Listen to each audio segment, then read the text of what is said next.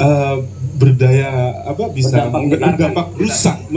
Bahkan terus jatuh bangun sampai 4 kali. Terkait dengan fatwa haram MUI terhadap sound horeg ini, Anda menilai punya pandangan yang berbeda atau sama dengan kedua narasumber kita sebelumnya? Ya berbeda dong. Kalau nggak berbeda nggak seru. Nggak seru. Kadang juga. Iya. Assalamualaikum warahmatullahi wabarakatuh. Waalaikumsalam warahmatullahi wabarakatuh. Saya sebetulnya pengen menyampaikan ada beberapa hal karena dari tadi pembahasan Gus Rofi sama Bang Nahara ya lumayan pelik. Mau intercept nggak enak lah, kita tunggu dulu biar sesinya saya ini hoti gitu. Oke, boleh. Apa tuh hoti? Nggak horek lah istilahnya. Nah istilahnya jangan nanya hoti sekarang. Ada beberapa hal yang ingin saya sampaikan mengenai kan ini pro kontra fatwa haram MUI tentang sound horeg. Nah, sound horeg yang namanya sound horeg itu kan sudah definitif ya. Itu definitif artinya horegnya itu kan. Horegnya itu bukan bicara sound system di sini. Tapi bicara horeg. Nah, kenapa sampai ada keluar fatwa? Jadi fatwa haram itu bukan ujuk-ujuk. Ya. Tidak asal kiai ulama itu mengeluarkan fatwa, tidak asal mengeluarkan sesuatu hal yang tiba-tiba tanpa dipikir, tanpa melalui kajian dan lain sebagainya. Jadi kajiannya jelas. Artinya ada istilahnya bahasul masail di dalam ilmu fikih. Itu ada kajian-kajian yang memang sampai mengeluarkan fatwa, sampai keluarganya fatwa, ada kajian-kajian panjang. Jadi semua itu dikumpulkan sama ulama ini untuk mengeluarkan fatwa. Jadi nggak ujuk-ujuk menurut tidak boleh. Ada dalil, ada semuanya dikumpulkan. Jadi mudarat dan manfaat yang tadi dibahas di segmen-segmen awal itu sudah dibahas juga sebetulnya. Sudah, pasti keluar, pasti dikeluarkan, dibahas dulu sama para ulama. Ya. Nah, termasuk mudaratnya, manfaatnya, apakah ada manfaatnya dan lain sebagainya. Ketika sudah keluar fatwa haram, itu artinya lebih banyak mudaratnya daripada manfaatnya. Dan fatwa haram itu tidak bisa lagi misalnya? Dianulir. Dianulir. Tujuan abang atau atau mungkin dibikin semacam kayak pengecualian lah misalnya. Kecuali yang dimaksud horeg itu bukan horeg lagi, karena saya bilang tadi sound horeg itu definitif. Kenapa saya bilang definitif? Karena penjelasan dengan horeg dalam istilah bahasa Jawa itulah menggetar atau bergoyang. Artinya sistem audio yang punya daya tinggi dan berdaya bisa berdampak merusak. Baik itu kuping, atau yang ada di sekitarnya dan lain sebagainya. Terus kemudian dan sudah fatwa itu kan keluar, saya bilang itu melalui bahasul masail, artinya ada kajian-kajian dan tinjauan dari kayak yang dampak negatifnya. Bang Nahra bilang, bahkan Gus Rofi tadi juga menyebutkan bahwa terus diganti sama Bang Brewo, itu kan sudah ada bukti. Akhirnya keluarlah fatwa itu. Itu yang maksud saya. Nah itu dia. Jadi kalau misalnya ulama sudah mengeluarkan, dalilnya sudah jelas, ya nggak bisa ada pengecualian lah mungkin. Siap, saya bantah. Kenapa enggak? Lo silakan. Jadi gini ya, hidup ini kan vibrasi. Nah, harus aja dalam kondisi tertentu itu kalau terjadi vibrasi, getaran, itu berarti sesuatu yang wow gitu. Dari kemarin masalah sound horeg ini kan udah 2 kali pembahasan kalau nggak salah ya, di TV One ya. Kayaknya kurang nyentuh paling inti deh. Apa itu? Jadi ini kan dalam rangka National and Character Building, membangun karakter bangsa, founding father kita yaitu Bapak Insinyur Soekarno kan, presiden kita. Nah, ya apalagi di sini ada pemuda-pemuda kan, jadikan 10 pemuda, maksudnya pemuda seperti Soekarno tentunya. Poinnya, Mas Ipan, poinnya. Jadi gini, Pak Karno pernah pidato. Kalau pidato banyak mikrofon tuh Soekarno. Banyak mikrofon tuh Pak Karno itu. Soalnya juga gede, suaranya juga menggelegar-gelegar, menyambar-nyambar. Beliau mengatakan, suatu hari saya pernah membaca kitab Ramayana. Di dalam kitab Ramayana itu ada kota namanya Utara. Utara daripada Kuru, kota Kurawa. Yang saya tanya pada adik-adik, pengen jadi kader seperti Pandawa atau Kurawa? Pandawa tentunya, nggak mungkin pengen jadi Kurawa. Lanjutannya, kurang lebih ya, di dalam kota Kuru itu tidak ada terlalu dingin, tidak ada terlalu panas, tidak ada terlalu gelap, tidak ada yang terlalu terang benderang, tidak ada yang terlalu berisik, juga tidak ada nih. Jadi kata Pak Karno itu nggak up and down. Nah kalau horor ini kan terlalu berisik. Ini sebentar lagi ada lanjutannya. Ini dalam Ramayana, masyarakat kayak gini, negara kayak gini gak bakal jadi bangsa besar. Kata Pak Karno di dalam pidatonya setelah membaca itu kan. Jadi bangsa kita tuh harus selalu digembleng dengan gemblengan berbagai keadaan. Jadi bangsa harus digetarkan terus. Jatuh, bangun, jatuh, bangun, jatuh, bangun, jatuh, bangun. Sampai 4 kali Pak Karno bilang. Sampai 4 kali. Ini bangsa kita ini bangsa perkasa. Adapun suara kan bisa beradaptasi. Contoh gelap, ketika kita gelap mata kita, itu aja bisa beradaptasi. Kebisingan juga bisa kita adaptasi. Kita manusia yang bisa insan kamil kata Pak Karno itu. Manusia sempurna, makhluk sempurna. What's problem? Hanya sekedar sound horror. Saya malam ini kalau ada jendela nih, pecah jendela kamar ini saya mungkin udah nih luar biasa loh. Bangsa ini juga penting masalah sound horror. Ada masalahnya mobil daripada sound horror. Jadi apa kaitannya sound horror tadi dengan pidato Pak Karno yang menggetarkan itu apa jadi? Ya biasa aja, masalah sepele, kenapa sih mesti sampai setingkat MUI? Kalau saya meminjam statement Gus Mustafa Bisri, MUI itu makhluk apa sih? Gitu loh. Masa kayak gini-gini aja diurus MUI gitu. Masih banyak yang lain tadi malam di Pemalang, maaf. Ini lebih urgent sampai terjadi bacok-bacokan 7 orang. Yaitu pengikutnya Habib Rizik. Gini. Pemalang apa itu? Kenapa gak bersuara? Itu masalah horor. Saya memberikan kesempatan juga nih ke Mas Irfan.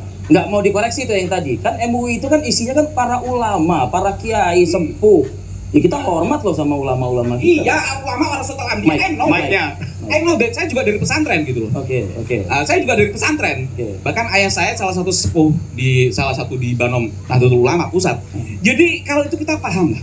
Ini cuman kok masalah kayak gini-gini. Ingat ya. Sampai ulama turun gitu. Sampai ulama turun, masalah kasihan tadi aku tadi dikira Bang Nara tadi bilang, untung tadi kata Bang Nara, untung tadi Bang Brewok setuju. Kalau enggak aku lawan. Aduh. Aku lihat orang Mas Nara horor. Kenapa Mas Nara? Anda megang mic itu deket-deket banget. Ulama itu salah satu tugasnya adalah mencegah, mencegah kemudorotan. Sebagaimana tadi dijelaskan oleh Mas Husin ya. Ya, mencegah salah satunya. Selain itu juga menegakkan amar ma'ruf nahi munkar. Al-Imran 104. Tahu? Jadi sebelum ada jatuh korban, ini kan udah banyak ini. Dicegah dulu. Oke. Jangan menjebelekan MUI. Jadi peran ulama penting nih. Penting, salah satunya mengeluarkan fatwa, terserah diminta atau tidak. MUI mengeluarkan fatwa. Kalau rekan-rekan mau ikut atau tidak, ya dulu ke hilir. Jangan bisa cuma jarak pendek terus tadi kan dikatakan sama Gus Rofi juga dari sahabat saya. Ini ada tidak hanya masalah speakernya doang. Ada juga angkutan, ada yang lain, bahkan yang lain-lain lah. Ini kan alur panjang perekonomian kebangkitan masyarakat. Ingat, bangsa masyarakat kita ini sering berdikari dalam mencari ekonomi sendiri. Untuk ini kok dipersulit gara-gara fatwa aneh gitu loh. Kasihan aku ngelihat. Maksudnya fatwa aneh katanya. Fatwa aneh. Enggak aneh. Karena yang kita bahas ini mengenai horor. Menggelegar biasa. Menggetarnya. Biasa. Kata Pak Karno tadi bilang, dan Sesuatu hal yang luar biasa itu justru berbahaya. Gitu. Iya. Adaptasi. Sesuatu hal yang berlebihan itu sangat berbahaya. Keluar ujuk-ujuk, nggak mungkin fatwa itu aneh, istilahnya Bang Irfan tadi. Artinya kan saya bilang semua fatwa itu melalui proses bahasul masail. Artinya ada kajian-kajian dan itu semua dikumpulkan. Nggak mungkin tiba-tiba, karena ini ulama yang ngomongnya. Ulama itu warasatul anbiya. Nggak mungkin sembarangan asal-asal keluar.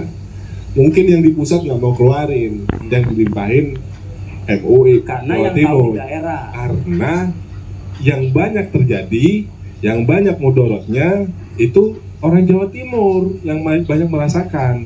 Kalau di Jakarta nggak ada ceritanya sound horror tiba-tiba keliling kota Jakarta, nggak ada. Yang ada itu di Jawa Timur. Nah, kalau yang dimaksud Gus Rofi tadi ada Habib nggak mau kalau cuma 90 Ya. disabel, nggak mau. Lah itu kan nggak jalan. Itu di panggung. Kayak si Habib baca salawat nggak mau kalau Di disabel. tengah lapang, tidak melewati permukiman. Iya, tidak mengganggu. Kalaupun mengganggu, pasti dari pihak panitia pasti lapor dulu dong ke RT, RW, polisi setempat untuk mengamankan itu. Mau didak-diduk kayak terserah. Tapi yang jadi masalah ini sound horeg itu keliling. Walaupun itu dari warga untuk warga. Sudah survei juga gitu kan. Nggak bisa, karena nggak semua setiap jalan per meter-meternya itu warga semuanya setuju. Nggak terbukti kok, ada buktinya kok. Banyak yang resah, ya, makanya keluar fatwa.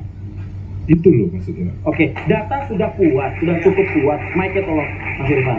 Datanya kuat. Jadi tidak pantas rasanya kalau misalnya ujuk-ujuk atau fatwa aneh itu terlontar dari penjelasan Mas Irfan ini. Ya, likuli makolit makomun. Tiap perkataan itu ada tempatnya. Walikuli makomin makolun. Di setiap tempat itu juga ada perkataannya. Jadi begini. Halo, jadi begini. Bahwa ini kebesaran baju, maka sekelas sound itu bagi saya itu nggak ada masalah, apalagi rakyat Jawa Timur yang sudah terbiasa arek-arek Surabaya, biasa dengan jiwa yang luar biasa, mau dikerdilkan gitu loh. Ini kan nggak sesuai dengan pidato Kak Karno tadi. Jatuh, bangkit gitu. Arek-arek Surabaya ini, arek-arek bonek segala macam banyak, ini mau di mental sayurkan gimana gitu.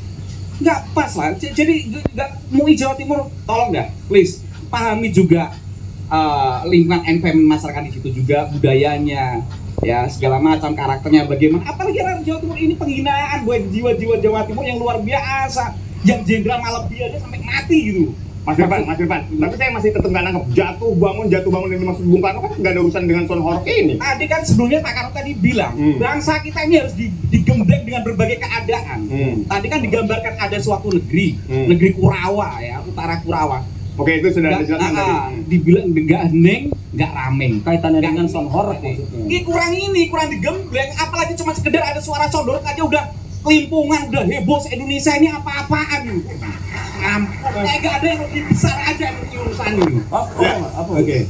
Ayo debatkan MUI, siap saya ke MUI pusat kalau Halo. Ya. Jadi kita tetap menghormati ya, namanya ulama itu memberi fatwa itu kita menghormati. Cuman pesan yang harus saya sampaikan pada malam hari ini, intinya teman-teman sound horeg ini jangan sampai dilarang. Jangan sampai negara melalui institusi polisi karena embel-embel fatwa haram tadi, lalu kemudian dilarang. Tertibkan, dilarang. Yang benar adalah diatur. Nah, diatur supaya apa? Karena banyak orang di desa-desa itu perekonomiannya Kalau tertumpu itu kepada sound horeg diatur menurut persepsinya Gus Rafi'i, bukan horeg lagi.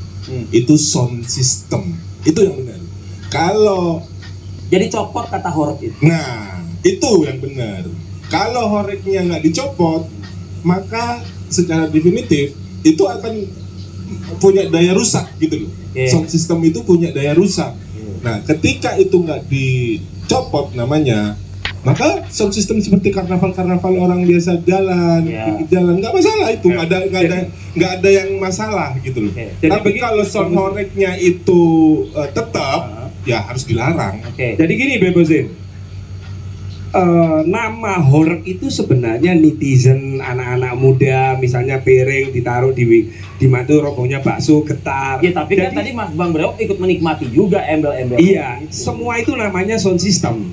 Karena dia itu bergetar sehingga dijuluki horeg gitu. Mas Nara, semuanya sound system namanya. Terbukti meskipun diatur, nggak ditaati. Wakapolres Trenggalek, Wakapolres Kediri hampir angkat tangan. Artinya mereka masih melawan juga. Masih juga melanggar. Mau waktunya dibatasi sampai jam pukul 22, lewat waktu. Bahkan waktu cek sound itu sudah menjadi masalah di masyarakat setempat pada protes. Menjadi meskipun diatur sekali pakai surat bupati-bupati ini bukan hanya Jawa Timur aja, ini di Sultra ya, Sulawesi Tenggara, di Beru itu juga angkat tangan. Kenapa? Ketika diatur udah pertemuan antara panitia dengan bupati, mereka tanggal 14 kemarin hari Minggu itu mereka protes ke wali kota Protes sampean teman-teman itu gara-gara apa? Mereka merasa ceruk ya. Oke. Dapurnya diganggu. Oke. Baik. Itu. Ini penjelasan bahwa ada masyarakat yang terbelah. Artinya Mas Irfan juga harus melihatnya konkret juga. Ada masyarakat yang memang ini arek Surabaya yang tadi dibilang, tapi ada juga yang mungkin berpikir mengganggu gitu. Kalau kita mencari semua setuju juga mungkin di dunia ini. Iya, Gitu loh. Kan ada urusan-urusan yang lebih urgent daripada ini. Ingat loh, innas sam'a wal basar wal fuad diminta pertanggungjawaban di dalam ayat 36 disebutkan. Ini yang kita ini kan hanya sekedar masalah mudorotnya. beradaptasi. Masalah mudorot. Mudorot itu kan kita tahu, mudorot itu suatu hal yang bahaya. Paham. Artinya kita fatwa itu tujuannya untuk mencegah sesuatu hal yang berbahaya. Kalau kita biarkan, kalau nggak ada fatwa itu, terus nggak ada aturan menurut keinginannya Bu Syafi'i, itu akan berbahaya dengan jangka panjang. Nggak ada istilahnya terus buang